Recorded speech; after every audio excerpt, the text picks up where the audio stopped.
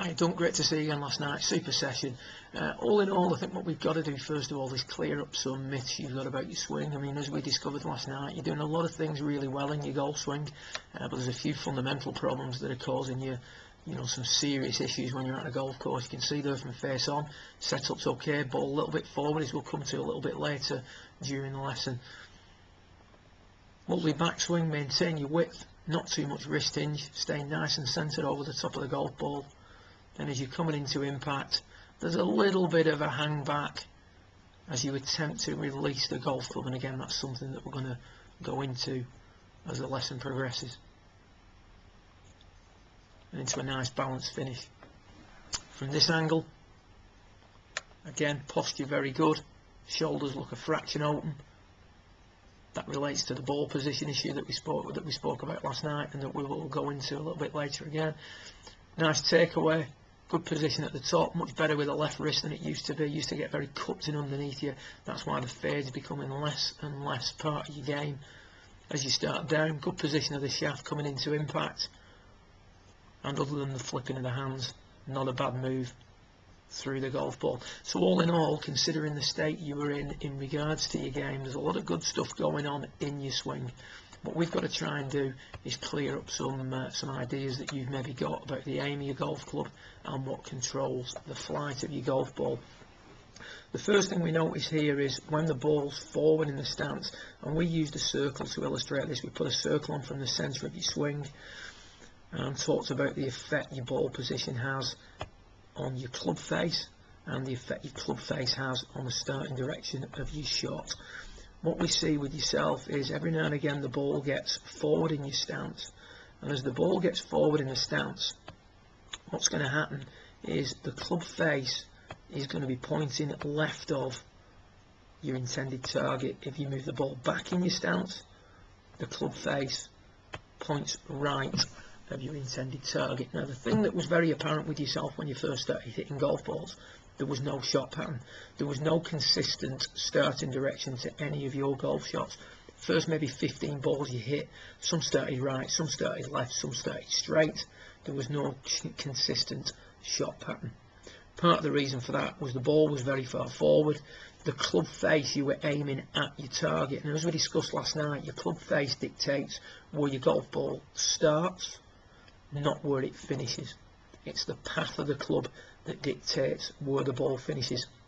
And the reason that's apparent with you is because your shots either cut too much to the right or draw too much to the left. Every now and again we time one perfectly and we get it to go dead straight. But what we need to do is get some initial shot patterns in there, something that's going to start slightly right and either draw back without overdrawing or just hang out to the right. Now, if you take a little look at Jesper Parnevik, we used him as an example last night. If we put that circle in play and you imagine you were looking over the top of him now, the centre of that circle is here,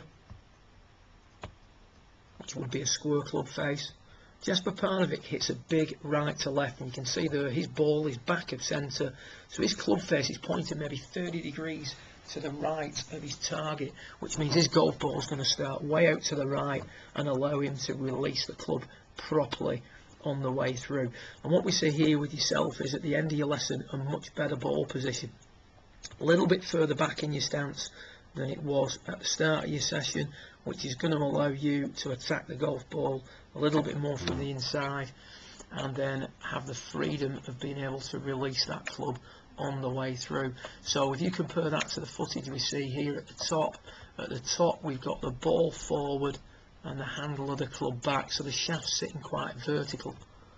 What we've got here is the ball back and the handle forward, a little bit more shaft lean, and what we've got here with Jesper Parnevik on the right is the ball well back and a lot of shaft lean towards the target. So what that's going to do is produce a more online or a shot that's going to start a little bit more to the right and allow you to stabilise things through impact. What we get now is that little bit of a flip, because again, part of what we were told years and years ago and still believe to this day is that to hit the draw you've got to flip the wrists and you've got to rotate the club face as you come through impact. Now relate back to what we said at the start of the session. Your club face dictates where your golf ball starts.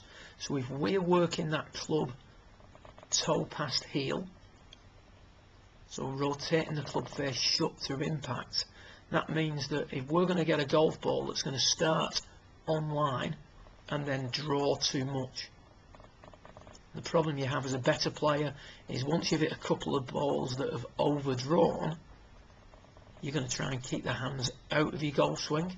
Well, now we're coming from the inside with a club face that's pointing to the right, and we're going to push it down the right. So within 4 or 5 holes of a round of golf, we've had some big misses to the left, a big miss to the right, and now we're not in a nice place at all because we don't really know where the ball's going to end up when we're making a swing at it. So we can see they're trying to flip the hands but struggling with the shot out to the right and the overdraw. What we see here with Parnevik is a guy who works the ball heavily right to left, but as he comes through the golf ball, we're not going to see a flipping of the wrist. What we're going to see is a very solid arm and wrist action, and as he comes through, you can see there's not a hint of him flipping his wrist. So when his right arm is parallel to the ground, the shaft is parallel to the ground, if you will. We just missed that. There you go. So we've got to be rehearsing this position here, which we discussed last night and we gave you a few ideas on, as opposed to if we run you through to the same point in your swing, look how much more flip you've got in the shaft. So just to recap, what we've got to do, Duncan, is we've got to move the ball back just a fraction in your stance, not a dramatic amount, but if we want to hit a draw, we're going to move it back so that we can attack it from the inside easily and start the ball out to the right as our intention is. If we want to cut it, we can move the ball forward in the stance. That's going to start the ball left of target and allow us to come across it a little bit more as per the circle we put on the mat last night to illustrate that. Then what we've got to do is we've got to rehearse this movement that we see Parnevik making on the right hand side. If you take your setup position and just work the right arm through to parallel in an exaggerated manner, what we're trying to get is the right arm parallel and the shaft parallel. But remember, as you do that, don't work or don't rotate the club face underneath yourself too much, as that's going to produce a little bit of a sort of anti-rotation and a shot that goes out to the right. If you want to recap on this, feel free to pop into the shop at any time. We can go through any issues that you've got. Good luck with it. I'm sure if you can practice this for a couple of weeks' time, you'll make some good progress and see much more solidly struck online golf shots. Don't get bogged down to it too much in the sort of fiddly little bits in your golf swing. Let's get some good fundamentals in place, get the ball starting off down our intended line more often and get some sort of shot pattern going on, and then we can take it a little bit further. Well done. Speak to you soon.